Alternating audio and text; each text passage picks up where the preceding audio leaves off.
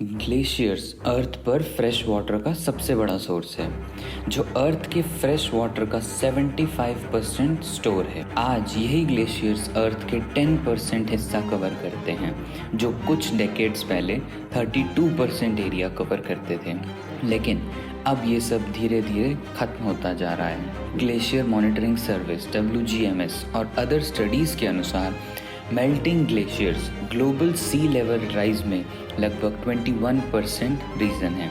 Glaciers के global analysis से पता चलता है कि 2000 से 2019 के बीच में वे हर साल लगभग 267 गीगा टन आइस खो रहे हैं। Indian space research organisation ISRO और geological survey of India GSI द्वारा की गई रिसर्च से पता चला है कि इंडियन हिमालयस में ग्लेशियर्स हर साल लगभग 20 मीटर के एवरेज से ख़त्म हो रहा है। ग्लेशियर्स और आइस कैप के मेल्ट होने का प्राइमरी रीज़न है अर्थ के एटमॉस्फेयर और ओशियंस का बढ़ता तापमान, जो कि mainly coal burning, oil and gas के बर्न से होने वाले ग्रीन हाउस गैस को बढ़ाता है। ब्लैक कार्बन, जो कि फॉसिल फ्यूल्स जैसे बायोमास और अदर सोर्सेज से अधूरे जलने से होता है, वो कार्बन ग्लेशियर्स और आइस कैप पर जम जाता है, जिससे सरफेस ब्लैक हो जाती है और आइस का जमना कम हो जाता है। साथ ही साथ वो ज़्यादा हीट और सनलाइट को ट्रैप करता है। क्लाइमेट चेंज के कारण वार्मर ओशियन टेम्परेचर्स के कारण ग्रीनलैंड और अंटार्कटिका में आइस शीट्स मेल्ट हो रही हैं, और इस प्रोसेस को मरीन आइस शीट इंस्टेबिलिटी भी कहते हैं।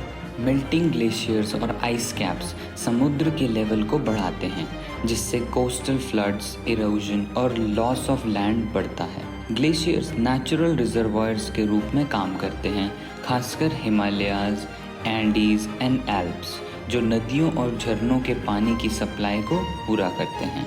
और अगर ग्लेशियर्स पिघल गए तो इससे पीने के पानी, एग्रीकल्चर के लिए कमी हो सकती है। ग्लेशियर्स और आइस कैप के मेल्ट होने से ठंडे इन्वायरमेंट पर डिपेंडेंट इकोसिस्टम अफेक्ट होता है, जिससे पोलर बियर, सील्स और कुछ फिश स्पीसीज के हैबिटेट लॉस का कारण है।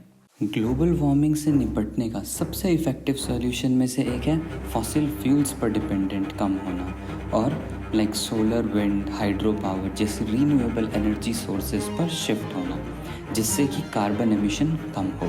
कार्बन कैप्चर टेक्नोलॉजी में पावर प्लांट्स और इंडस्ट्रियल सोर्सेज से निकलने वाले CO2 एमिशन को एटमॉस्फेयर में एंटर करने से पहले कैप्चर करना और अंडरग्राउंड स्टोर करना या प्रोडक्ट्स में यूज़ करना। मेल्टिंग ग्लेशियर्स और राइजिंग सी लेवल के वल्नरेबल कम्युनिटी को फ्लड और अदर क्लाइमेट इम्पैक्ट से बचाने के लिए सी वॉल्स, फ्लड डिफेंसेस और अर्ली वार्निंग सिस्टम जैसे इंफ्रास्ट्रक्चर की ज़रूरत है। धन्यवाद।